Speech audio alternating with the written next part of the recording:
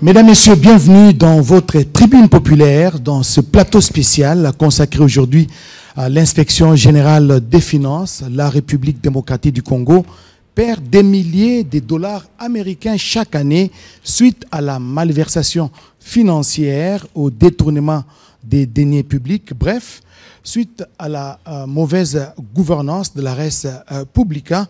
Créée en 1987 par ordonnance présidentielle, l'inspection générale des finances retrouve aujourd'hui ses lettres de noblesse 33 ans après, avec l'avènement de Jules Alingué Tekei, inspecteur général de l'IGF, inspection générale des finances et chef des services. Et voici Jules Alingué.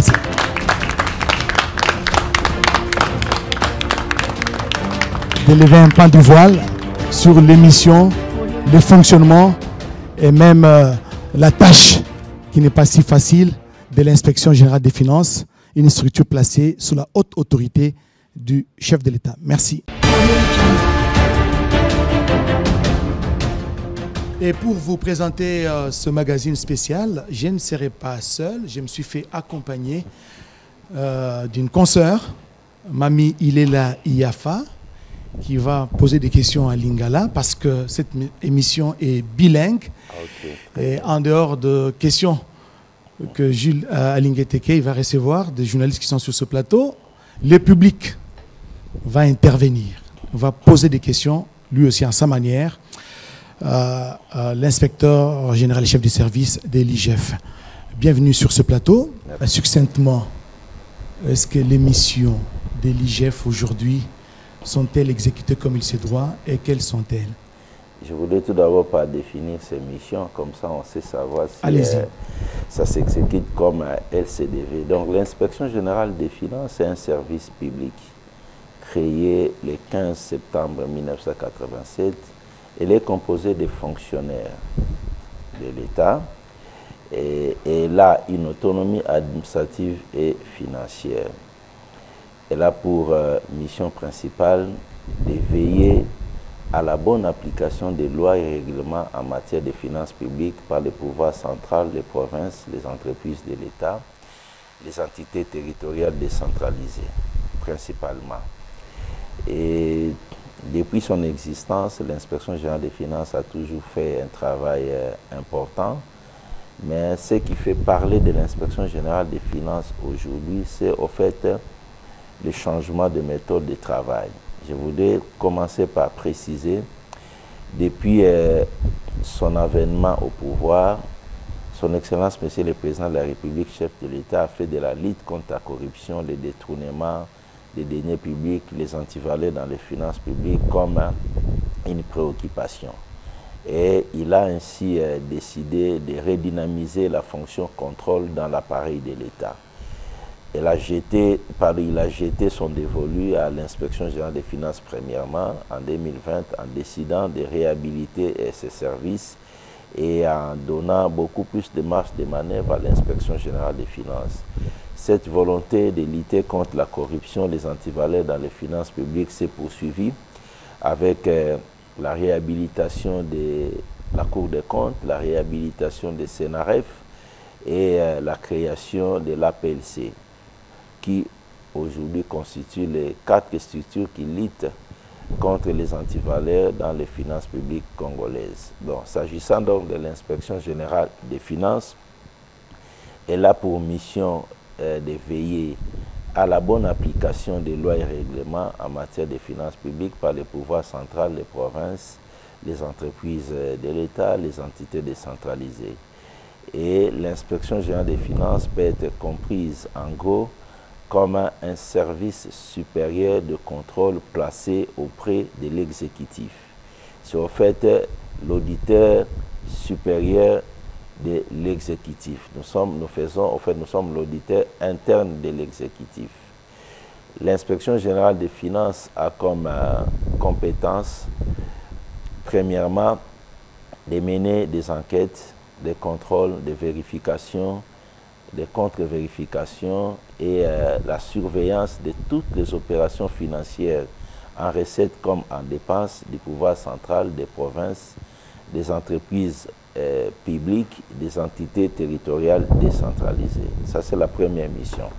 Enquêter, contrôler, vérifier, contre-vérifier et surveiller toutes les opérations financières de l'État. Et la deuxième mission?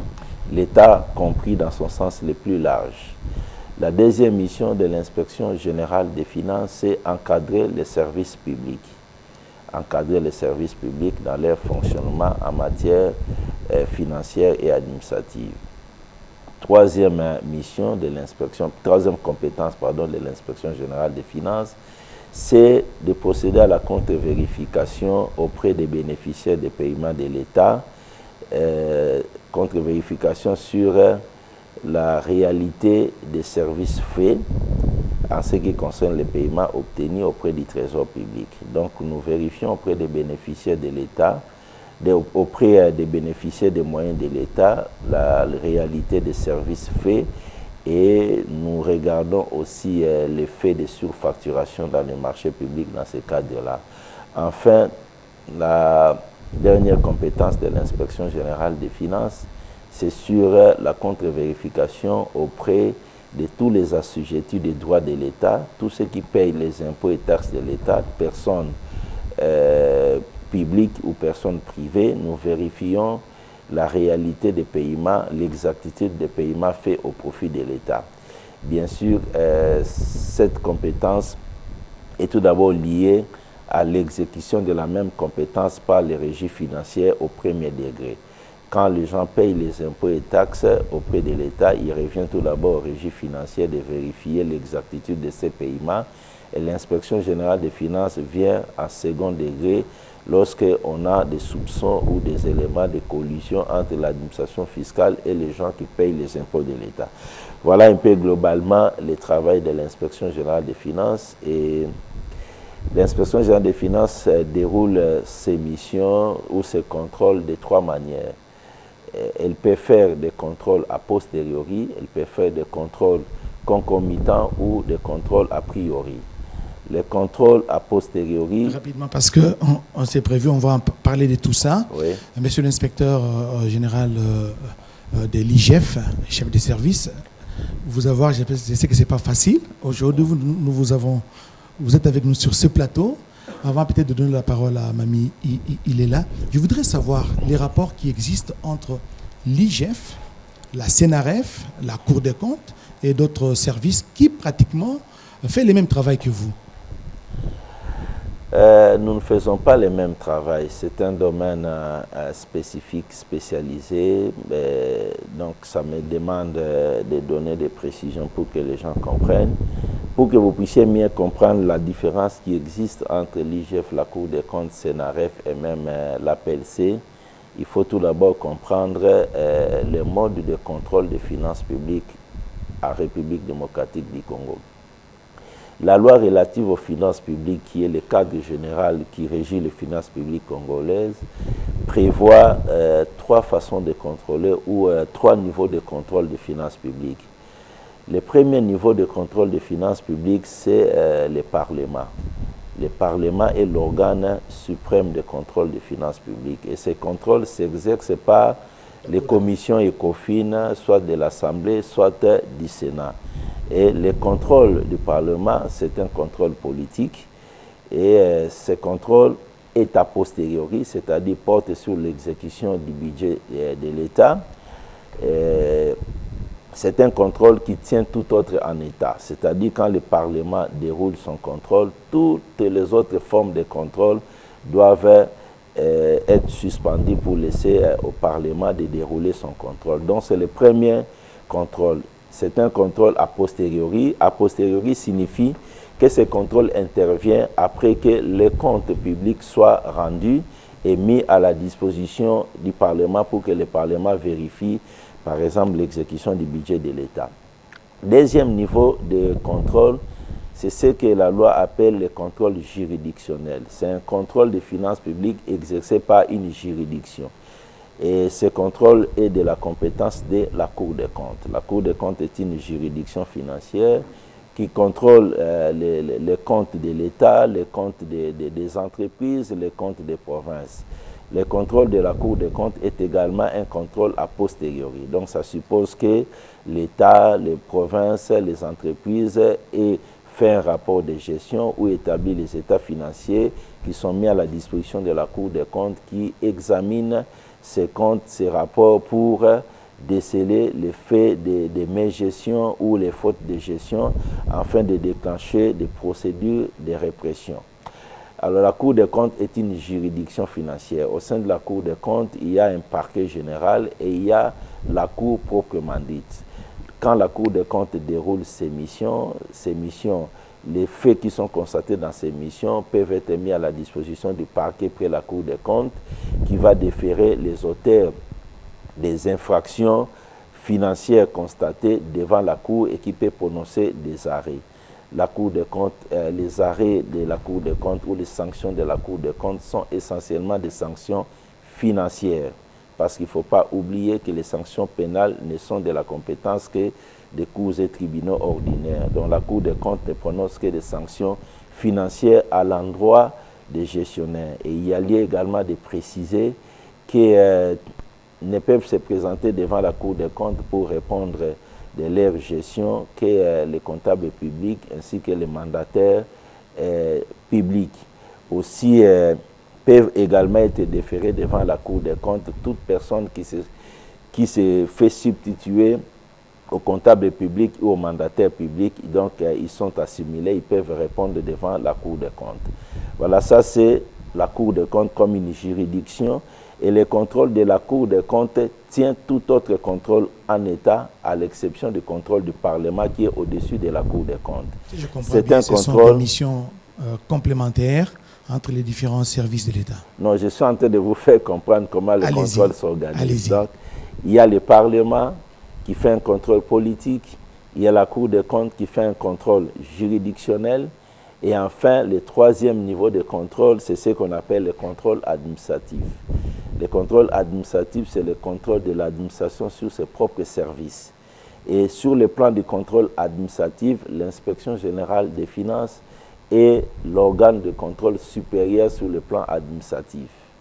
Et je vous ai défini les missions de l'inspection générale des finances. Donc, l'inspection générale des finances, dans l'exécution de ces missions, je vous ai dit, elle peut faire des contrôles a posteriori, a priori et même des contrôles concomitants. Le contrôle a posteriori étant un contrôle exercice terminé, les états financiers rendus. Le contrôle concomitant, c'est un contrôle en cours d'exercice. On déroule le contrôle pendant que les actes de gestion sont en train d'être posés. Le contrôle a priori, c'est un contrôle qui se fait avant même que les actes de gestion soient posés. Donc, au niveau de la programmation de la dépense ou la programmation des recettes, on peut faire le contrôle donc avant exécution. Les contrôles concomitants en cours d'exercice et les contrôles a priori avant que l'acte de gestion soit posé. Les deux, c'est ce qui forme la patrouille financière, qui est une exclusivité du contrôle administratif, c'est-à-dire de l'inspection générale des finances aujourd'hui. Nous allons y revenir. Nous allons revenir donc sur la patrouille financière et les missions de l'IGF. Mamie, il est là. Une préoccupation à l'endroit de l'inspecteur général, le chef de service. Ndeko Jules Alingete na Pession Bote. Merci. Nalingi pona balandi ba RTNC okuka ko limbola la biso. Musala oya yo. Inspecteur, chef de service, il y a inspection générale finance, na beaucoup c'est IGF. Musala na yo pende za nini. Et pas sous ndeko Jules Alingete tango to yambio to lakisi bilili balobi lisolo na yo kuna nakati na kangi lisolo moko babi inspection générale finance et bota makala ekela makala ekoki lelo mibu tukumisato misato na banza bongo bo neba iloko nini ya sika oyo memi potombola ngo boy po eza lisolo ya kalibuta milelo te uto ndeko Jules Alingete tata mkonzi ekolo apesio bokonzi wana ya kokamba misala IGF toza sukola la te IGF boy oyo bisa biso ndeko Jules Alingete mo pepe memi asika mosala nini osali potombolango. Bon, merci. Inspection générale des finances c'est salama depuis 87. Puis ezalaki kaka kosala mosala lango ya contrôle. Changement ezali à partir de 2020. tango tata mokonzi amona qui était corruption kanyaka bulu yekelekaki mingi na kati ya gestion publique nde azwaki mokano ya kosala likambo oyo ya kobundisa kanyaka lokola priorité ya mosala na ye tango azwaki décision wana nde aye kobanda ko réhabiliter inspection générale des finances, c'est-à-dire apesi makoki nyonso volonté politique na inspection générale des finances liboso pona kosala musala nango atiaki elika na une inspection générale des finances po esunga ye na musala oyo ya kolandela utilisation kosalela misolo ya l'État na sima na yango inspection générale des finances asalaki mwatango moke tata mokonzi alobi esengeli ba service mosusu pe oyo ezali na ba attribution akobundisa kanyaka etelema po musala wana ya kobongisa kita ekolo na biso ekende liboso yango wana ayaki pe kopesa makoki na Cour des comptes apesi pe makoki na Senaref a créé pe ye mutu a créé APLC oyo ezali agence ya lutte contre la corruption na mboka na biso donc oyo bozali koyoka ezali makasi ya inspection générale des finances yango moko te ezali tout d'abord volonté ya mokonzi mboka apesi makoki na inspection générale des finances apesi nzela na inspection générale des finances po et accompagner ye na vision na ye à lutte contre la corruption yango wana epesi biso makasi depuis 2020 tango apesaki na inspection générale des finances makoki wana ya kosala musala wana e biso pe la carte inspection générale des finances to la musi musala nyonso inspection générale des finances esengaki asala to pesi makasi na ba contrôle ya inspection générale des finances kolandisa te na avant 2020 ba rapport ya inspection générale des finances ezala publié te inspection générale des finances akoka ko contrôler moto asali kaka rapport administratif atindi yango na ba konzekei mais à partir de 2020 to la moussa qui bakoki nyonso inspection générale des finances esenga ke sala ya liboso soki to sali musala ya contrôle to moni ke mobulu ezali na kati ya gestion toza na makoki parce qu'un inspecteur des finances yepe azali officier de police judiciaire akoki tango azo sala musala na ya contrôle amoni ke mobulu ezali makasi et que kaya flagrance ezali inspecteur des finances akoki ko kangayo sur le champ akangi yo pe amemio et pas ya procureur donc tout monde qui était na musala ya inspecteur des finances et sengela ki to la musa likambo oyo ya ko kanga bato o bazali ko iba misolo l'État o bazali ko tia mobulu na kati ya gestion publique eloko liboso yango wana to activa ki to la musa ki fonction wana so to sali musala to moni mobulu ezali mbala moko to zui bato wana to memi bango epa ya bazuzi ya mibale inspection générale des finances monaki ke pona ko accompagner mokonzi mboka suffisamment esengelaki to publiaka ba rapport ya bato o bazali kotia mobulu na kati ya gestion publique parce que bato o batiaka mobulu na kati ya gestion publique balingaka bayiba misolo l'État pe de l'autre côté ba se présentera na société comme bato moko bato malamu ba agnon bato moko digne alors biso lokola mboka na biso et adhéraki na convention des Nations Unies pour la lutte contre la corruption oyo senga na ba organe ya contrôle ba publiaka ba rapport ya contrôle oyo bato bazali koyiba ba mbongo tout en préservant la présomption d'innocence inspection générale des finances azwaki mokano lorsque to sali contrôle to tindi na justice puis to informer bato to publier rapport pour bato bayeba ke mobulu na misolo eleki esika boye esika boye esika boye esika boye wana pe ezali eloko mosusu to memaki depuis 2020 lisusu nango inspection générale des finances monaki te likambo oyo ya kanyaka likambo oyo ya koyiba misolo l'État likambo oyo ya surfacturation ya ba travaux makambo ya mauvaise gestion ezali likambo moko ezali kotia frein na kati ya mboka tokoki ko se développer te avec ba antivaleur oyo ezali na kati ya gestion publique parce que ebi toza na mboka moko koyiba misolo l'État comme neti exploit na ba gestionnaire public to outil na système moko ata mutazo yiba bato bazo monango normal et bato bazo beta maboko na bato bazai ko yiba. Donc esengaki na biso ko réveiller conscience collective, ko ça la sensibilisation auprès de la population, il y a ba médias, il y a ba artistes, il y a ba couche sociale au niveau de la population, ba yebate détournement des deniers publics, corruption, ba surfacturation, biloko wana nyonso ndeza malade oyo ezali ko bomamboka. Programme mon côté, projet mon côté et ko pesa résultat à solo soki to fungoli mi soutien na likambo etali détournement, corruption, surfacturation. Ba projet belé salama na mboka oyo. Ba bukanga lonzo ekweya kaka pona moyibi ya batu, ba détournement, ba corruption, ba nini, ba programme ya kitoko esalamaka contrat chinois, minerai contre infrastructure, 5 chantiers, nyoso libungu tulu parce que koyiba eleki makasi, corruption ekotaki makasi, surfacturation elekaki makasi. Donc to monaki ke sengai ko sala campagne de sensibilisation na ba écolier, na ba étudiant, na population nyonso ba yebate to sengeli biso nyonso to telema to accompagner mboko na biso, to accompagner tata mokonzi na vision na ye à lutte contre la corruption pour to pe sa chance na mboko na biso et développer. Waneza ba stratégie au inspection générale des finances arrêtaki pour na ko accompagner mokonza mboka na musala na ye. Deko Gilles Lingete na linkolo baboye. IGF. Otuna nga question mona répondre to lobi musala na ngezani. Musala no pendeza nini? Il faut na répondre parce que na mona important. Musala na pendeza nini? Bato ebele ba confondaka. Lelo nde tozaboye mami inspection générale des finances ezali na plus de 66 cas tozo sala ba contrôle.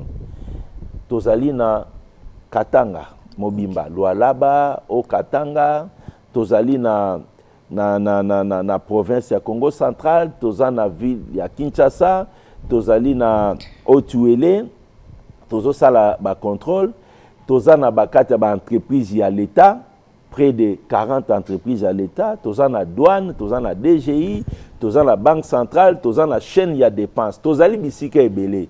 Ngai nakoki kozala bisika nyonso wana te. Ngai nazali inspecteur général en chef. Mais ali na ba inspecteur, tozali 225 inspecteurs.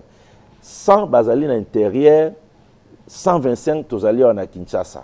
Nde tozo sala musala, bazo sala musala wana ya ko contrôler utilisation ya misolo à l'État, ndenge nini douane ezotambola, ndenge nini impôt ezotambola, ndenge nini DGRA ezotambola, ndenge nini na ba entreprise à l'État bazotambola, ba inspecteur bazosala musala. Soki ba inspecteur basilisi musala wana, ba ye na rapport na bango.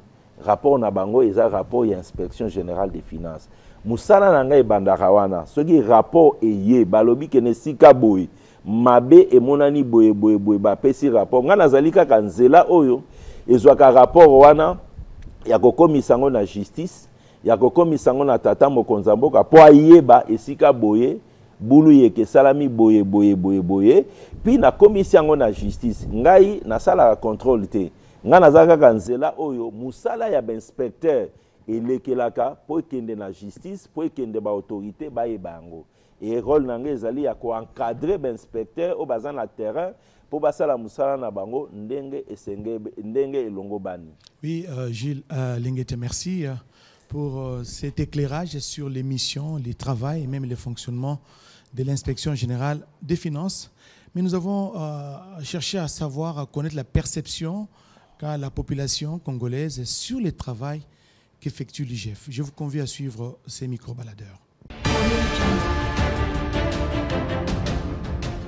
C'est une institution qui a été créée soit en 87 ou en 89 comme ça. C'est pour procéder au contrôle des institutions étatiques en matière de finances. Et je pense qu'à ce jour, pour voler dans les caisses de l'État devient tout un problème. Ce qui n'était pas faisable hier. Ce qui est déplorable pour l'IGF, c'est que, bon, quand ils mettent la main sur les détourneurs, la justice, des fois, ne fait pas correctement son travail. Des fois, les détourneurs sont relâchés. Bon, là, on ne comprend plus rien.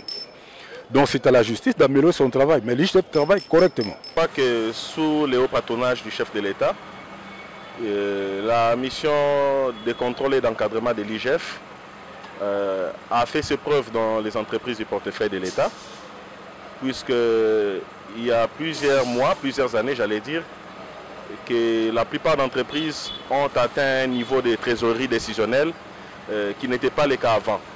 C'est-à-dire que nous avons loué l'initiative puisqu'il fallait à tout prix que les recettes générées par nos entreprises soient encadrées pour permettre à l'État de devoir les compenser pour améliorer la qualité de vie des populations. Les soucis pour nous, c'est d'avoir des missions d'encadrement et de contrôle qui ne s'apparentent pas à quelque sorte à des cogestions. C'est-à-dire qu'il faudrait laisser d'une part les mandataires de l'État accomplir leur mission suivant les prescriptions qu'ils ont reçues du mandant qui est l'État. C'est-à-dire que la mission IGF maintienne et garde les caps de ces termes de référence. Donc ça c'est une chose. Parce que vous savez, aujourd'hui, nos entreprises sont pour la plupart en situation de difficultés, de trésorerie. Alors ces difficultés de trésorerie doivent normalement être appuyées par une politique d'encadrement de gestion, une politique de gestion et de gouvernance qui leur permettent d'éponger les engagements qu'elles ont contractés vis-à-vis des tiers. Alors, il y a d'une part l'épineuse problématique de la prise en charge des mandataires que nous avons appris tous, qui a à un moment fait les flots avec l'IGF, c'est-à-dire que nous aimerions, en termes d'amélioration, si l'équipe ou les différentes missions de l'IGF maintiennent ou soit agissent sur fond des principes de la légalité et de l'intangibilité des droits régulièrement acquis pour certains. Oui, si c'est le cas, nous n'aurons pas assez de difficultés. Moutou na moutou, ou azana fonction na gouvernement a exercer fonction na yo de façon que mboka kenda liboso. Tobi fonction à IGF pour ma contrôle financier na bambongo ba détournement ba nini. Na département qui IGF osa mosa ki toko keno, a ba suivi na bambongo oyo bato ba yiba bazo détourner. Mais pour certains temps tozo mona ke mosa bien ça le matin. Bato yango pe nyonso o même na liboso na keno o ayiba 1 milliard o 10 milliards mbongo zongaka te. Oro to yebi mutu nyonso to batie na fonction tel. Eza pour à contrôler que ton mboka to par exemple IGF na zawana contrôle na pour na mboka za ke mbongo eyiba marepa na bato privé te mais mbongo za pour servir mboka mobimba. Oui, IGF premièrement ça msala moi mke malam mais il y avait des difficultés ali. La difficulté zali attaque balobaron boité mais biso moto senti que difficulté parce que IGF fazana indépendante non comme indépendante non pénalité parce que na façon c'est comme ça a un empêchement a empêché quelque part il a caché na biso population to comprend que IGF a caché et le monde ko ba justice congolais non tozui élanti pour la gagner na koloba non pene comme na niveau pénalité que non dem batolo que non photo dans système alarme. Moi je crois que non il y a rien parce que la décision aux acquis à IGF au monde élevé collègue en justice moi lobby et l'embi sera pena IGF en yemoko mais encouragement na président Gilles Alinguette par rapport il y a bon courage on a moins de difficultés on a place mais à mon avis que ça difficultés dans le cadre IGF. Le chef de l'État avait une meilleure proposition de mettre l'IGF. Maintenant, ce qui tue un peu sur l'IGF, lorsque les autorités sont en train de détourner de l'argent, il ne nous fait pas montrer cet argent-là. Par exemple, si on fait arrêter quelqu'un qui a détourné l'argent. D'autre part, qui nous dit, oh, on va récupérer cet argent pour remettre ça au trésor public. Maintenant, cet argent-là, on ne voit pas cet argent. Où est-ce qu'ils ont mis ça dans notre trésor public ou pas? IGF a c'est-à-dire, tant que IGF a ça, et que c'est un peu de conduire à Zaliboso, pour IGF a supérieur. Tant que IGF Salim Sala a contrôlé, à l'anima c'est normal. À Monica, place au Baïbi. Place au Baïbi, c'est que normal, c'est Mbongo. Mbongo Bima Bossel en Malamote. Mbongo côté qui est au moni clarité. Il faut mouter tout retenir, à l'exemple Mbongo Salam Salanin. Tant que Tinda Kuna, à qui des droits IGF à Tindi Kuna, niveau ne suki tant que niveau likolo ba minimiser problème et quand ba raison kazobela et quand ba raison que azana problème moko bo faut passer liberté provisoire alors il j'ai fait bata moko bo ala longa ko décourager nae mais normalement tant il j'ai fait ça limsala ala ndeli makambo nyonso ndenge ke ezoke de normalité mais ba konza mboka fa se retenir mutu wana pombo pe mona ke msala il j'ai fait ça ezoke de normal po biso so na kongo okokosa mutu te biso so fungoma de jet to yebi ke procédure ba ke nango bien te o ba tenga misiye to yebi alors yango na IGF tango sa msala il faut ba konzipe ba pesa pe valeur na IGF na msala na sala. Mesdames et messieurs, comme vous l'avez constaté, les avis sont partagés, chacun donne son appréciation sur le travail déjà abattu ou accompli par l'inspection générale de finances, un service placé sur la haute autorité du président de la République Félix Antoine Tshisekedi Tshilombo depuis la commune de Lingwala, Diène Balaka, RTNC. Merci Diène Balaka. Est-ce que nous pouvons applaudir? Avant de laisser le temps à l'inspecteur général en chef de l'IGF pour répondre ou réagir à toutes ces préoccupations. Mamie Lila, un mot placé. Ndeko Joël Ngete, toti kolanda biso na yo maloba ya bana mboka. Mingi bakomisi musala. Kasi ba boki pe mo libanga pona likambo yo soko bimisi na posa muibi mbeba bazuzi baza kotambola na yo lokolo moko te. Toyebi te likambo wana to senga na mokonzi basala pete IGF azala bazuzi na ye boloko na ye po soki mbebe ekwei to suksi kaka wana pa bakolena na bango zana likambo wana mokonzi olobi boni. Ah, merci beaucoup. Maintenant lingi bato baye bate musala ya lutte contre détournement koyiba misolo mboka esali ba avancer makasi na mboka na biso. Kolandise epai touti bino boyebi na mboko oyo tovandi na ba quartier tant tobanda ekoloba ba mouvancier bozoyeba bato oyo babanda ekoya na ba carton ya mbongo ya sika na kati ya ba nini na bango boyokaka ngo lisuti touti musika oyo koyiba ezalaki lokola compétition kozwa misolo leta ezalaki nango muta ezalaki ata na kobanga te mais epai tokomi lelo. Je pense que tout sali va avancer makasi.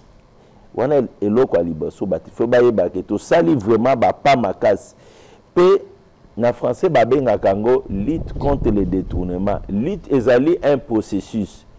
Ekokende et ça ezoloko moko ponctualité, ezoloko moko tozanango mikolo nyonso. Lelo tozali ko sala yango kolandisa vision mokonza mboka, lobi batu mususu bakosala yango esengeli continuer pour na bolamu mboka. Alors inspection générale des finances asalaka musala na ye ya contrôle amoni bambeba ezali azwi batu wana atie bango na maboko ya justice. Musala inspection générale des finances esuki wana justice azwi yango mais batu ebele pe bakomprenaka musala ya justice malamu te. Tant qu'on a des commentaires, tout le monde a dit oui, justice na biso ekoki kozala na moi mikakatano na moi ba difficulté nango mais justice c'est ça musala nango. Oyi na ko ke sabino tout ça ki musala moko ya inane mbongo ya banque centrale 43 millions de dollars ezwamaki batu bazwaki yango na niveau ya BGFI Bank tout ça ki musala lelo ndo tozolo baboye Banque centrale a récupéré 43 millions de dollars wana. Bat o bauti ko bimala makambo ya ba futa marabe sika ebele. Bon on peut justice a koti makambo ango a bloqué ba compte na bango et a kozwa mbongo na ba compte nango na bango a kozongisa ngo na compte ya l'État.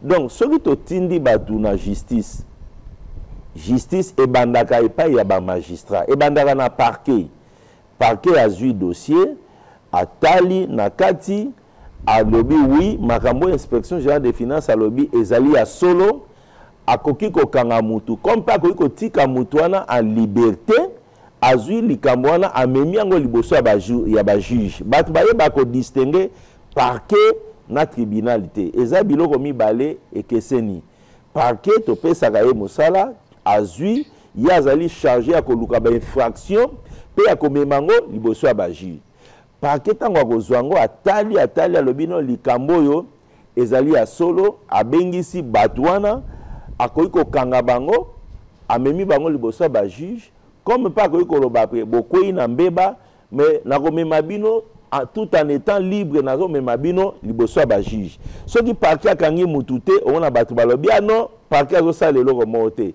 non kokanga ezali exception komema mutu devant juge en liberté yango nde ezali règle générale donc parquet asalaka ndenge wana parquet ye nde ajujaka mutu oyo makambo asala eza makasi akoki kokima nakanga ye te mutu oyo akoki kokende kosamba tout en étant libre tolongo étape ya parquet tokei liboso ya ba juge tant tokomi epai ya ba juge nde bakataka likambo biso tolobaki ke mutu wana ayibi mbongo parquet pa alobi oui ya solo mutu wana ayibi mbongo na memie liboso ya ba juge alors biso se faut tozalaka to respectaka ba décision ya ba juge to toke pa juge akoki koloba ya solo ayibi akateli ye etumbu juge akoki koloba ke namoni ke ayibi te totiki ye place likambo ekomaka yango wana bato soki tomemi mutu tolobi mutu asali boye tokomi liboso ya ba juge soki ba juge bazwi décision toboyaka koaccepter décision ya ba juge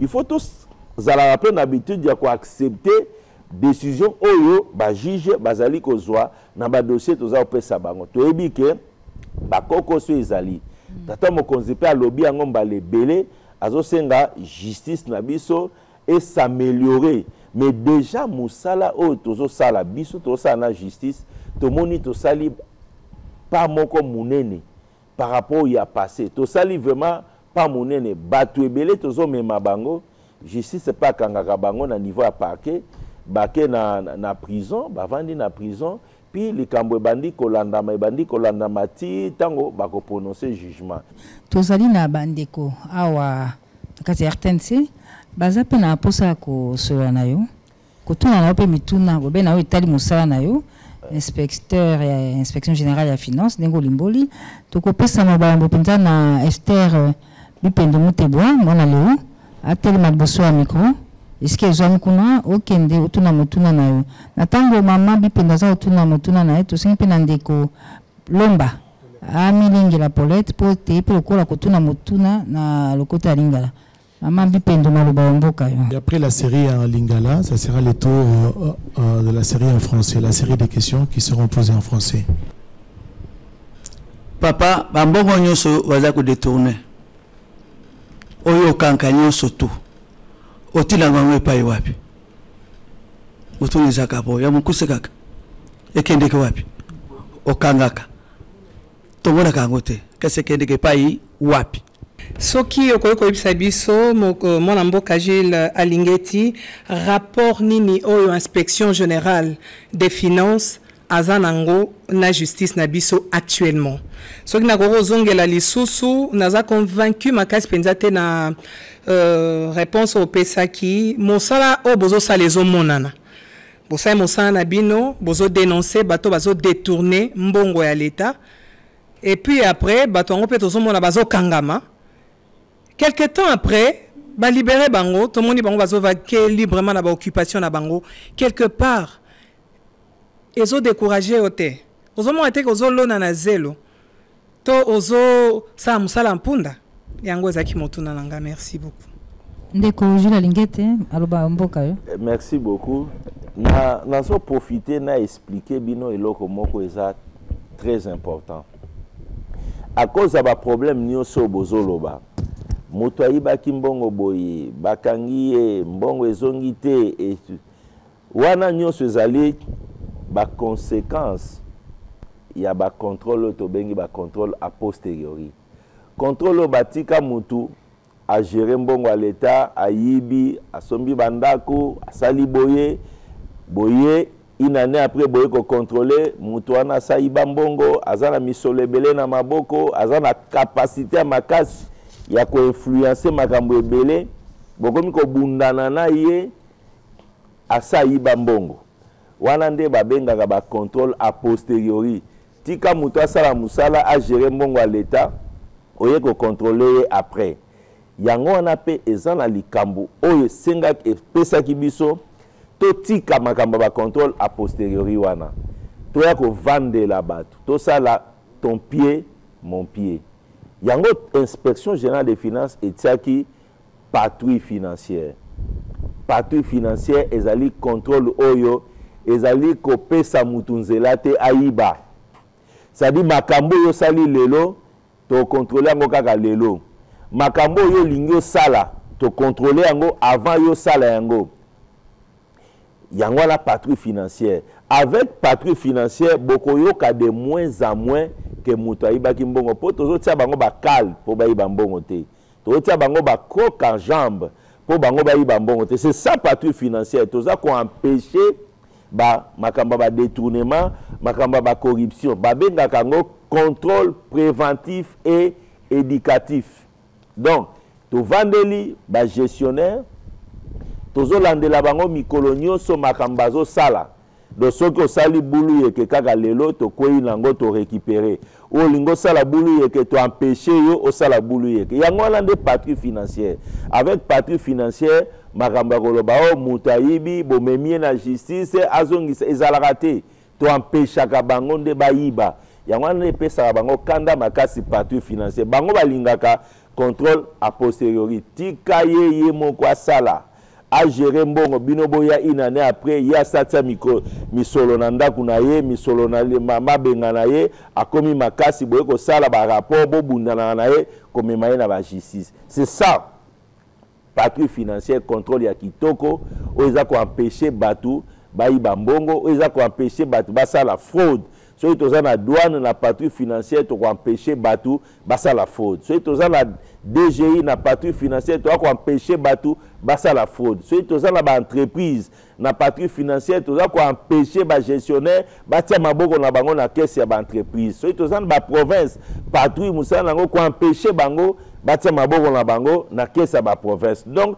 c'est un contrôle préventif na contrôle moko éducatif alors makambo ya kolobake biso tokoki kolemba biso tokoki kolemba te ezali musala na biso nayebisi bino babengaka yango lutte contre les détournements lutte ezali o bato ya français balobaka processus eloko moko tozo vivre nango tozo kele nango mikolo nyonso tokoki kolemba te soki biso tomemi mutu devant magistrat alobi ki amemie na justice soki justice alobi ki na kati likambo mutu oyo namoni ba prévite kayibi tobi ok to continue musala na biso oya koya to zuye to memie ainsi de suite ce qui est important est-ce que batu nyonso to memaka ba juge batikaka bango non c'est faux batu nyonso to bakendaka bao pe bazali ti lelo na kati ya prison bazali bao pe bakangama bazali likamba kozongisa mbongo oyo mutu ayibi soki ba condamner mutu balobi ayibi po azongisa mbongo il faut ezala pe décision ya ba juge eza biso te juge soki akati likambo abi na likambo oyo mutu oyo ayibi mbongo wana na condamner une année 2 ans 5 ans de prison kaka juge nde mutu akoprononcer ke mbongo wana ayibi esengela zongisa yango soit tokobotola ye bandaku tokobotola ye boye po to récupérer mbongo ya leta wana ezali na niveau na biso te ezali na niveau ya justice mais relation na biso na justice ezali nini biso tozali un service public composé à ba fonctionnaire o ba bengi ba inspecteur tozali ba officier de police judiciaire officier de police judiciaire ezali qualité o toza nango tant tozo sala musala so tomoni mbeba tozwa mbeba wana na mutu wana to memaye devant magistrat donc tozali na relation na biso na justice tozali ba auxiliaire ya justice tozali batu toza na disposition ya parquet tozo relever pe sur ce plan là ya procureur o nyonso tokomona ya mabe procureur musala na ekoluka ba infraction o ezali ko salama pe ko mema bato basali ba infraction devant juge biso toza auxiliaire na ye biso pe tomoni ba infraction to kimimbango pa na ye biso pe batu na yo tomoni ba infraction na cadre ya likambo to memi yango procureur o aza na compétence ya ko examiner azui mutu wana amemi devant juge. Donc inspection ba inspecteur de finances toza ba OPJ toza ba auxiliaire ya justice toza na disposition ya parquet pour na ko mema ba infraction financière na disposition ya parquet pour parquet azwa batwana amema bango devant tribunal. Relation na biso ezali wana. Donc na kati ya musala na biso na parquet etambolaka malamu. Soki ba parquet ezalaki te nakanisi lokumo boza opesa na inspection générale des finances de bopesi yango te. Soki lelo bozo lobe l'inspection générale des finances parce que parquet à Matete, parquet à Gombe, cassation, parce que parquet wana nyoso soki dossier yé ba parquet zo kangabatu ezo mema bango devant ata bakangi mutu ngana lobaka ata bakangi mutu pour 3-4 mois tant wana 3-4 mois leki wana akomi ko bela malade akomi ko luka ba raison ya liberté provisoire ezalaka pe bandeli ya mayele bato ba uta kuna basala 3 mois 4 mois soki bozongisi ye nakanisi ke po sala le susu mbeba ezali pasi ezali kaka te bato basalaka 20 ans po mutu ata bo bandi ko luka ye kaka ke aibi misolo ya l'État mais bakimaka nini bakimaka pona nini ata bato bo condamné même pour 2 mois akokima passe place wana mutalinga yango azati. Donc lelo soki bozo lobela musala ya inspection générale des finances ezali pe accompagnement ya ba parquet et koti na kati pe pesi valeur na musala wana. Soki bozo lobela musala inspection générale des finances ezali parce que lelo volonté politique ya makasi ezala mboka na biso pona ko combattre likambo etali corruption likambo etali détournement. Na ina profiter na mona batu mususu bazoloba non ba corruption ba détournement eleki mingi siko na kata société na biso batu boye bakite parce que lelo bozoloba ba détournement bozoyo kango mikolo nyonso parce que tozolobelango parce que bazokanga batu bazomema bango mais par le passé bakoka okanga mutu te posa ibi mbongo l'État na bi ezalaki exploit soki ba nommé mutu sengeli bosa la fête bolobi o siko tour na biso ba o ba uti mboka ba ye o ba uti poto ba ye tour na biso ya nini ya koyiba tour na biso oui tour na biso ya koyiba parce que o nyonso ba nommé ye as une nomination na poste songolo ezalaki occasion enrichissement akozwa kaka boya toki na tiesa l'État memi na ya oloba na ye na entreprise muta oloba na ye te ba syndicat muta oloba na ye te mboka etambolaki ndenge wana. Donc tozalaki ko vivre na ba antivaleur tozo considérer yango comme ba valeur siko lokwa to bandi ko lobela yango mwa likamuke to kwei nango batu nyonso bayoki yango batu bakomi ko kanisa ke maintenant batu bazo détourner mingi faux liboso détournement ezalaki règle générale bien géré ezalaki kiyuma siko ne to balusi makambu siko to balusi makambu yango wana to comme ko lobela makamba ba détournement makamba nini ebele exemple na cadre ya programme éducatif ya lutte contre la corruption ya ko publier makamba ya batu bazo yiba ko dissuader ba mususu basala yango te tozo lobela yango mingi yango batu bazo kanisa ke non ba détournement le kimingi te ba détournement kiti merci et Gilles kiti makasi Gilles Alingete merci on peut encore applaudir. Voilà, nous allons dans l'assistante dans la salle, nous avons des étudiants, nous avons des responsables de famille qui ont bien voulu participer à cette émission. Nous allons prendre quelques étudiants pour... ce sont des étudiants d'abord de l'IFASIC et on va étendre à une prochaine émission à d'autres universités. On commence par l'IFASIC et vous vous présentez. Alors, merci beaucoup. Alors, je me nomme Brenda Batunde, je suis journaliste en formation et étudiante à l'IFASIC.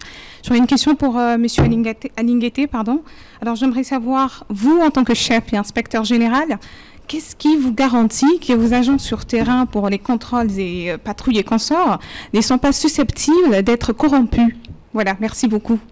Nous ajoutons 2 autres questions. Oui.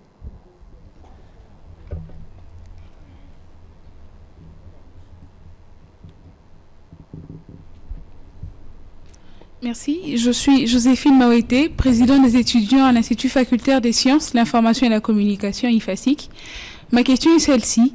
Monsieur l'inspecteur, y a-t-il un impact mesurable ou encore quantifiable sur les enquêtes menées par l'IGF jusque-là? Dernièrement, nous avons vu la publication d'une liste des fonctionnaires qui sont en train de bouger les caisses de l'État. Mais est-ce que ces enquêtes vont-ils aboutir? Est-ce que quelque part la justice n'est-elle pas complice? Merci. Je suis Gédéon Lusakweno, étudiant à l'Institut facultaire des sciences, de l'information et de la communication. Monsieur l'inspecteur, quel est votre message à faire passer à la jeunesse congolaise en général, ainsi qu'aux étudiants en particulier? Puisque je rappelle que vous êtes né le 25 juin et vous êtes arrivé à l'IGF le 30 juin. Petite anecdote. Et ça fait 3 ans que vous êtes justement à la tête de l'inspection générale des finances, des exploits, la DGI, la DGRK, tout ça. Quel est le message à faire passer à la jeunesse congolaise? Merci beaucoup. Pour rappeler les 2 premières questions, na bandana oyasuka. Message est important dans la jeunesse congolaise. Cette fois-ci en français. Vous mélangez justement voilà, l'émission bilingue. Message est important dans la jeunesse congolaise. Et c'est ngeli boyeba. Bino batu bozana école secondaire, école primaire, bino batu bozana ba université. Bino de lobby bozoya pona ko kambamboka. Esengeli boye bayangote eloko eboma mboka eloko eboma bamboka nyoso ezali corruption na koyiba misolo ya l'État. Bamboka nyoso ezali ekenda liboso ezali bamboka oyo esali ba makasi na likambo etali implémentation ya bonne gouvernance ou likambo ya lutte contre la corruption. Soki botali ba statistique bokomona ke eza na relation monene entre bien-être, développement na corruption. Na bamboka o corruption eza na C, développement eza likolo. Na bamboka o corruption ezali likolo makasi, développement pe ezali na C makasi parce que corruption ne bomaka développement. Alors nazo senga na bino lobby oyo bozo ya pona ko gérer mboka. Pona kozala na ba poste ya responsabilité et sengeli boyeba ke corruption détournement eza elengi komona yango mais kasi ezali ko boma mboka tokoki kozala na Congo oyo etelemite soki ba détournement ba corruption ezali ko salama tango ozali kozwa corruption tango ozali ko détourner mbongo ya l'État yeba ke ozali ko s'attirer une malédiction en toi. Même personnellement, sengelo yeba yango.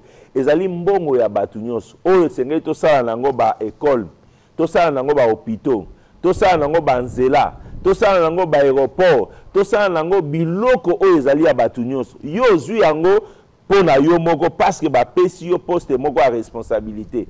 Yeba yango ke kolela ya batu nyonso bazo souffrir. O bazana ba embouteillage, o bazana ba nzela te, o bazana ba difficulté à l'hôpital, o bazana ba difficulté à l'école. Kolela batu nyonso wana iko rattraper yo. Yango na lobaka détournement na corruption ezali malédiction. À court terme, bato bazo sala yango ba okanisa keza bénédiction. Mais à long terme, ils finissent toujours par être rattrapés par cette malédiction-là. Donc, bino bato bozo ya lobby, jeunesse, boye bate, soki bolingi bo tombo la Congo, bolanda, makambo ezo salama lelo na kati ya vision ya président de la République, ou tozali ko combattre corruption na détournement ya deniers publics. Bozala na kati ya likambo wana, soki bo koti na likambo wana, na kanisi lobby, dans 5 ans, dans 10 ans, tozana un Congo très fort, un Congo développé, où chacun de nous va se retrouver. Il y a vraiment un message dans la copie Sabino, boye bake corruption, détournement, ezali cancer, nde yango ebomi mboka. Bokoyi ko sala ba programme na bino ne bolingi, ba programme économique, ba projet ne bolingi. Kasi soki corruption est vendue, soki détournement est vendu, soki surfacturation est vendue, soki makambo ya ko sala ba projet ko zwambo ngwana ko memango bisika musu se vandi boko réussir na bino te yango na makambo ebele etambola te na mboka oyo po moyibi elekaki degré mboka ekufa pona moyibi mboka ekufa pona moyibi.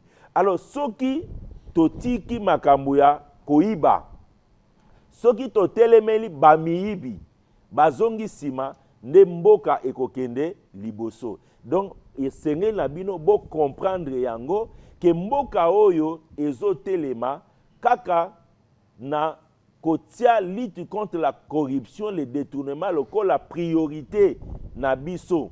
Po ete oyo nyonso tokosala ebongama isengeli totelemela makambo wana ya corruption, lutte contre corruption, détournement à deniers publics, ainsi de suite. Elle a demandé qu'est-ce qui garantit que l'inspecteur ou garantit l'inspecteur na biso ba za corrompu te ba osala musala malam.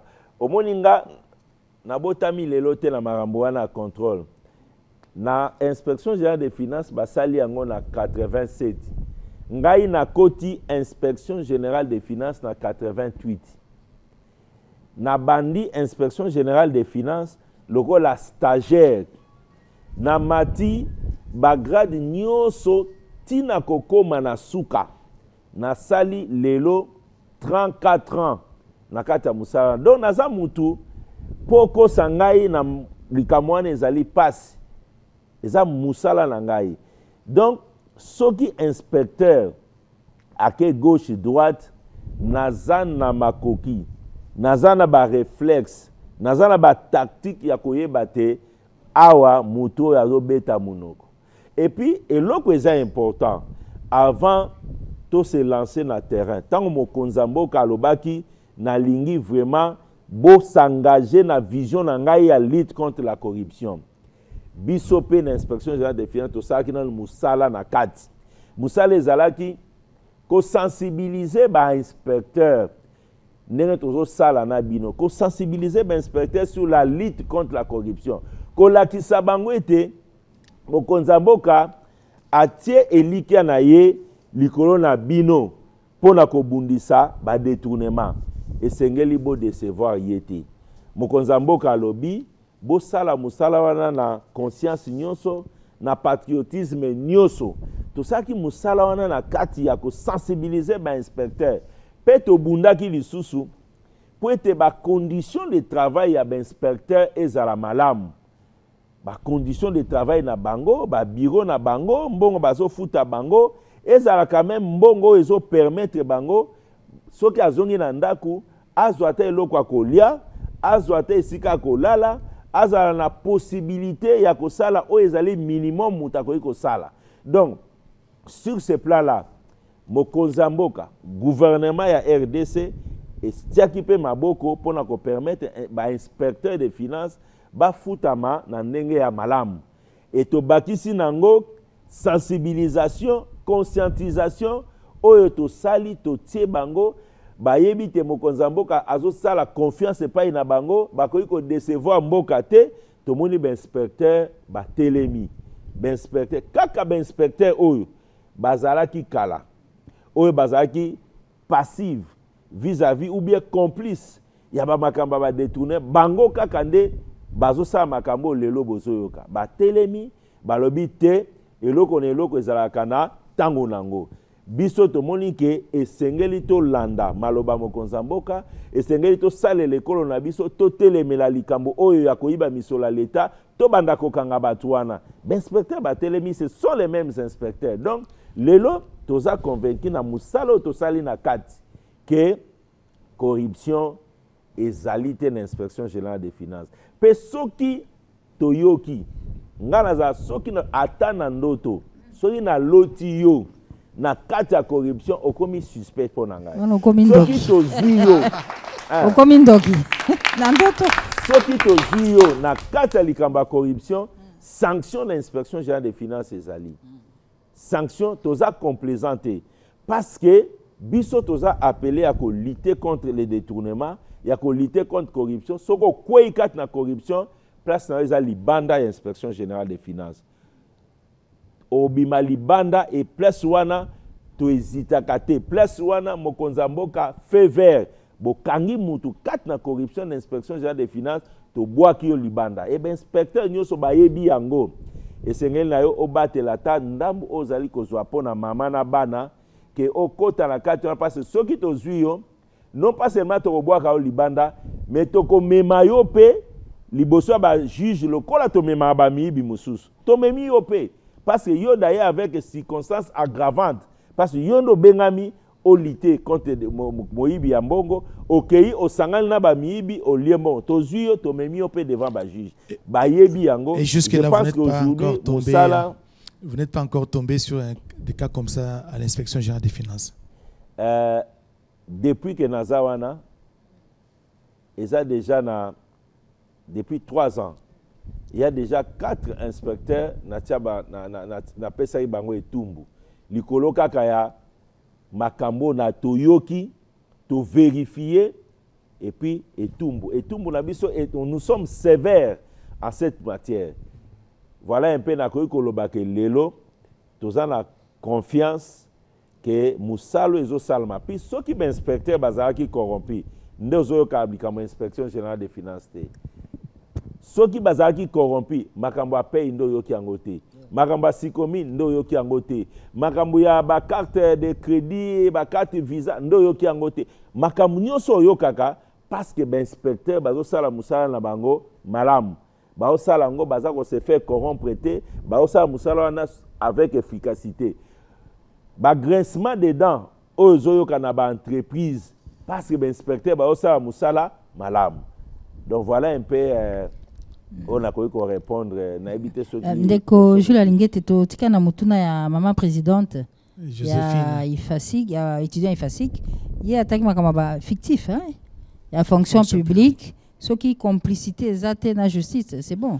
Non complicité goute ezate parce que makambo wana ya ba fictif marama mobulu na kati ya pays ya l'état nazo kamwa kuto batu mususu ndenge bozo kamwela ngo parce que esengeli boye bango tovandi na mboko boyebi ke batu mususu ezali bagenda ozwa mbongo ya l'état basala raté boyebi yango tovandi na ba cité boyebi yango donc batu mususu batia bango na ba liste ya ba l'état basalaka na bango te basalaka makambo mususu basala na liste wana tokenda pe komona batu mususu azalaka na basalaire mibale misatu ye moko kaka batu mususu azala ba numéro matricule ebele azozwa mbongo ba numéro matricule mususu eza batu ebele batu 4-5 bazala numéro matricule moko c'est-à-dire parmi bango vrai aza moko les restes sont des faussaires mobulu wana nyoso eza na kati ya pays ya l'état ou inspection générale des finances à Salak. Et ça nango pe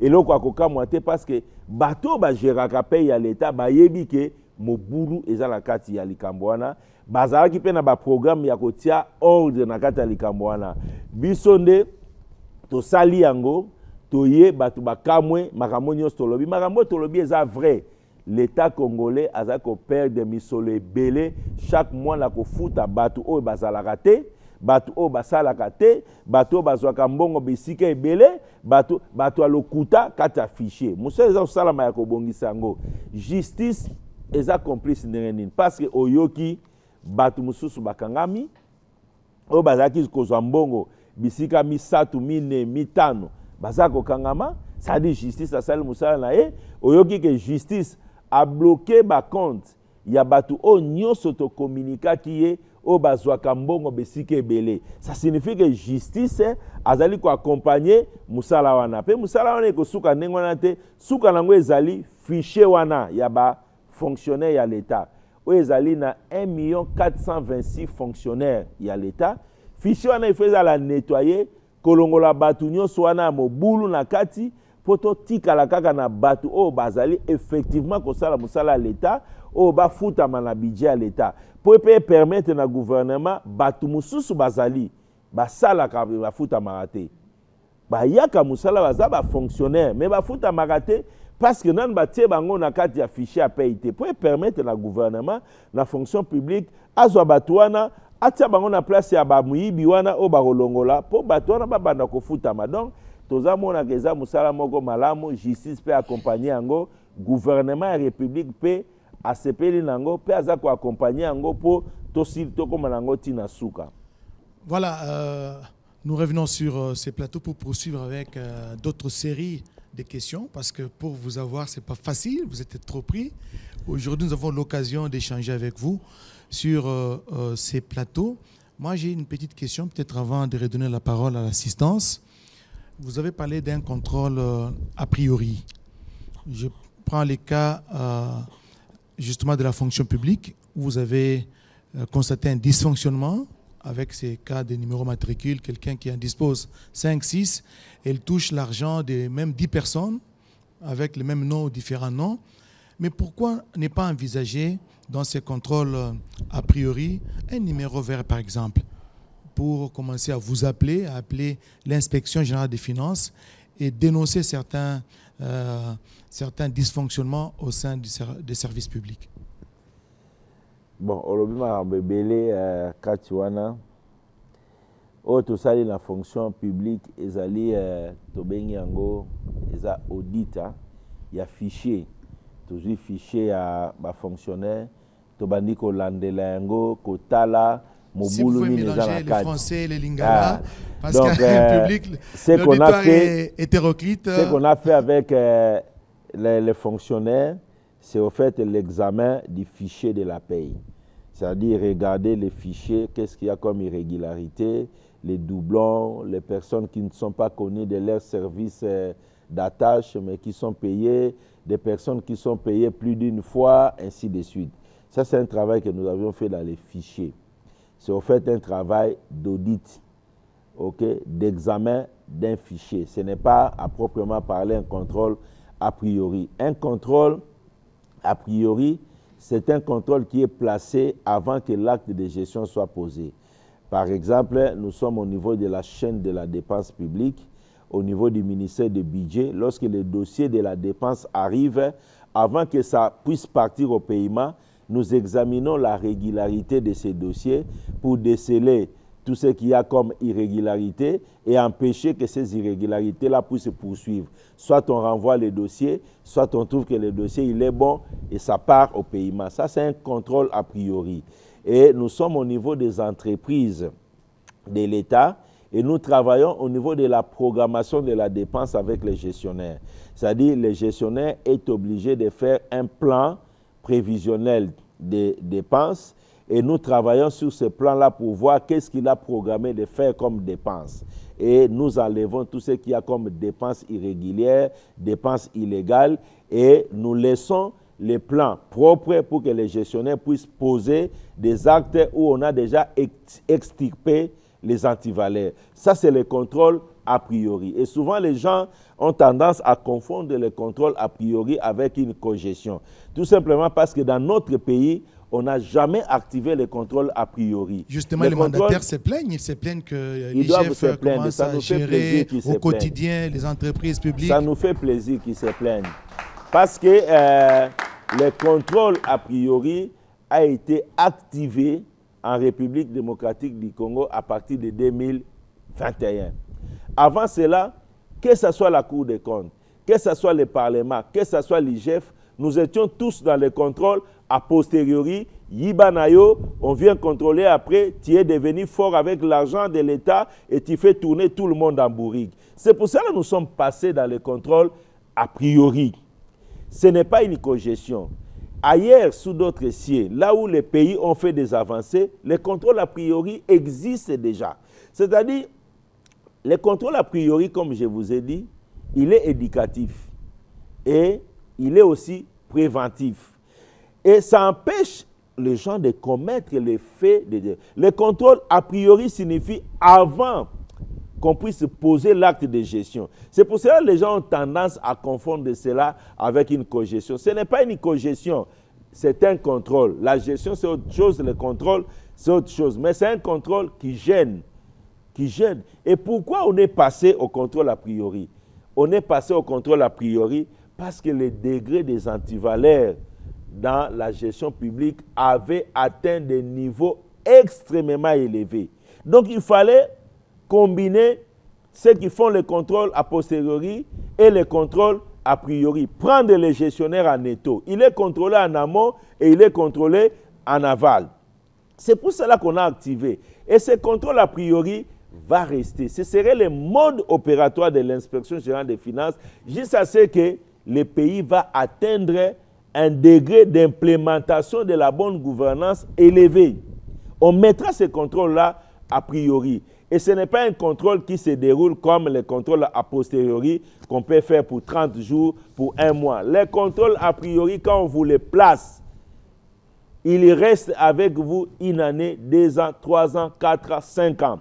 Les gens qui sont sous le contrôle a priori de l'inspection générale des finances, ils vont y rester plusieurs années. Ce n'est pas un contrôle d'1 mois, de 2 mois, de 3 mois, non. C'est un contrôle qui va prendre le temps.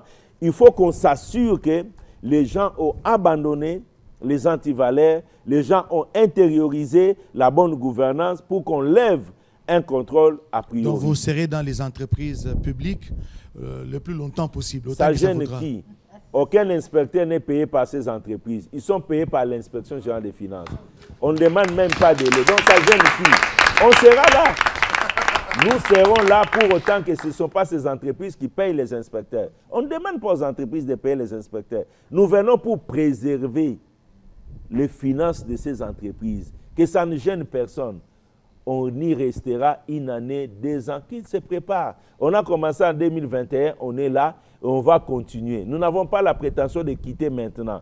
Nous avons la prétention d'y rester jusqu'à ce qu'ils changent suffisamment de comportement, qu'ils comprennent que l'intérêt général a une primauté par rapport aux intérêts personnels. Donc, on va y rester. Ndeko Jules Alinguete, notre cas en français on a contrôle a priori. Bisolo il y a 145 territoires. Mosale bandi. Mosolo pesi ebimi. De habiter ceux qui au pesanam toli to bandi a priori ngo c'est bandi déjà. Inspection générale des finances ezali membre il y a comité à suivi, il y a 145 territoires. Tout ça, la 4. Et rôle nabiso ezali, tout ça là, na terrain, tout vérifier exécution physique, il y a des travaux par rapport à l'exécution financière. Batu ebele o bazwa ki ba marché wana, ba bandi musala wana, ça fait 3 mois, ba mususu 4 mois. Moni, na makambo ba marché à kotonga. So ika mutazu mbongo lelo, ok lelo na terrain, comment on est l'autre. Et c'est là ça l'implantation des chantiers, c'est là son babilo quoi même toti kaka mois temps. Toti que là ibango 1 mois, 2 mois, 3 mois, si on est au kita. Tout ça la programme nabiso pour les 145 territoires, ba mission nabiso ezali ko banda dès la semaine prochaine. Tout ça la bateau au tout suite cible qui au bazwa ki mbongo il y a 4 mois, tozo quitter la bango et to quitter la bango avec fermeté parce que programme wana to kondimate et échoué. Soko zwaki mbongo na kata programme wana bonga maka sala musala surfacturation na kati il y aura des problèmes parce que na kata programme wana ba inspecteur bako utiliser qualité na bango ya OPJ to kiti to moni mobulu kati nango ezate makamba ba rapport mobulu kati nango to zuyo mbala moko justice mobulu kati nango mbala moko justice to ko permettre lisusu te que ba programme ya kitoko oyo ko développer mboka batu ba ko sala mobulu. C'est ça donc toza na kati wana la semaine prochaine toza na kati ya programme na biso ya contrôle. Il y a ba projet à 145 territoires bateau bazwa ki mbongo to banda musala wana to kiti ko vérifier ozwa ki combien musala rezo le kanenge nini. Na ina bakisa na kati ya inspection générale des finances toza na ba ingénieur ya construction. Na ba inspecteur des finances, na ba ingénieur ya construction. Bangonde bazosala musala wana ya 145 territoires. Ba okita ozwaki misolo boni, osali nini baota la qualité ya musala, bata la soki surfacturation ezali, bata la pesoki makambo wana ezali ko évoluer malamu. Donc musala wana ekosalama, ezosalama. Voilà, avant peut-être de prendre la dernière série des questions de l'assistance, j'ai une question qui me taraude l'esprit, monsieur l'inspecteur général en chef de l'IGF. Où en est-on avec les dossiers 6 communes?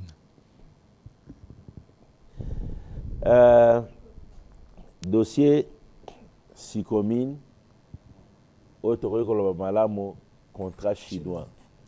Oyezalaki contrat Oyo, gouvernement de la République démocratique du Congo avait signé avec un groupement d'entreprises chinoises. Contrat qui consistait à ce que le gouvernement congolais, via la GECAMINE, puisse mettre à la disposition d'une société qui sera créée, appelée SICOMINE, des gisements miniers. Le gouvernement congolais devait également accorder à cette société qui devait être créée des exonérations importantes. Les groupements d'entreprises chinoises devaient amener des moyens pour l'exploitation des gisements et au sein d'une société commune appelée SICOMINE. SICOMINE, c'est une société mixte, GECAMINE et les Chinois, créés où chacun a fait son apport. Alors, nous avions fait un travail pour relever un déséquilibre dans la répartition des avantages dans le fonctionnement des SICOMINE. On a relevé des choses, notamment les plus importantes. Quand on a signé ce contrat, il avait été promis à la population, au gouvernement, des infrastructures qui devaient être issues de l'exploitation de cette société commune appelée SICOMINE. Les routes, les écoles, les universités, les hôpitaux, les barrages et tout et tout. Et on a constaté que rien de cela n'a été fait. Ou si ça a été fait, à faible proportion. Donc, sur globalement 3 milliards 200 millions des infrastructures attendues dans le cadre de ces projets, la République démocratique du Congo n'avait jusque-là obtenu que quelques routes, un hôpital, quelques stades dont la valeur globale était autour de 822 millions. Un autre problème, dans les 822 millions d'infrastructures sur les 3 milliards qui avaient été donnés, les 800 millions n'étaient pas vrais parce qu'il y avait beaucoup de surfacturation. Et puis, surfacturation, c'est une maladie ici au Congo. Donc, quand on vous présentez des infrastructures de 820 millions, quand vous les vérifiez physiquement, en réalité, ces infrastructures ne représentaient qu'autour de 400 à 300 millions. Au fait, c'est autant de problèmes que nous avions relevés. Nous avions fait les rapports au gouvernement et au président de la République. Le gouvernement, le président de la République a parlé de ces rapports lors d'un conseil des ministres et la décision d'une révisitation de ces contrats a été prise dans le sens de rééquilibrer les avantages entre parties. Et maintenant, on est dans un processus de travail qui certainement va aboutir à un rééquilibrage. Voilà là où nous en sommes. Nous sommes sûrs et certains que d'ici 1 mois ou 2 mois, les deux parties, donc le gouvernement congolais et les sociétés chinoises impliquées dans SICOMINE, vont arriver à un accord dans le sens que chaque partie puisse se retrouver dans le deal qui a été ficelé. Jules Alinguete, dites-nous la main sur les cœurs. Est-ce qu'il vous est déjà arrivé de subir la pression sur tel ou tel autre dossier qui est sous examen par l'IGF, une pression extérieure? Mais les pressions doivent exister. Les pressions peuvent venir de ma mère. Les pressions peuvent venir de mes amis. Les pressions peuvent venir de mes connaissances. Les pressions peuvent venir de la politique.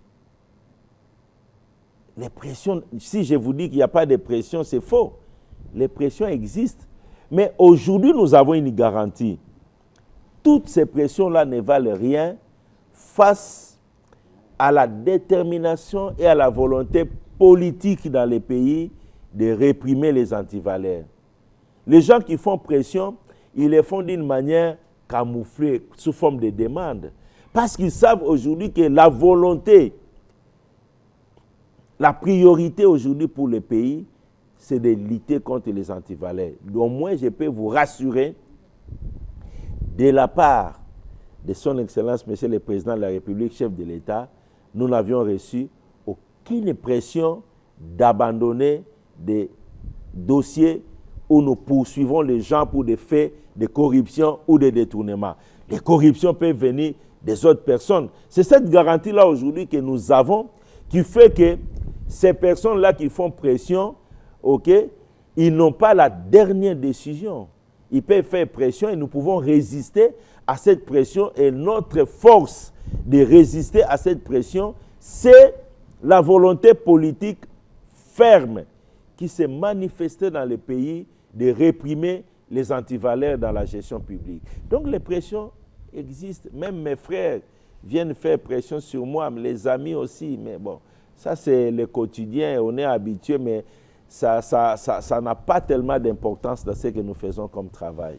Messieurs, c'est par ici que nous terminons ce magazine, cette tribune populaire. Jules Alingueteke était face non seulement aux journalistes, mais à la population, à la classe, à toutes les couches sociales de la RDC qui lui ont posé des questions à travers cet échantillon. Merci donc à Jules Alinguete. Merci. Merci à Mamie Lela, avec qui on était ensemble sur ce plateau. Merci à vous tous qui nous avez suivis. Bonne suite des programmes sur votre télévision.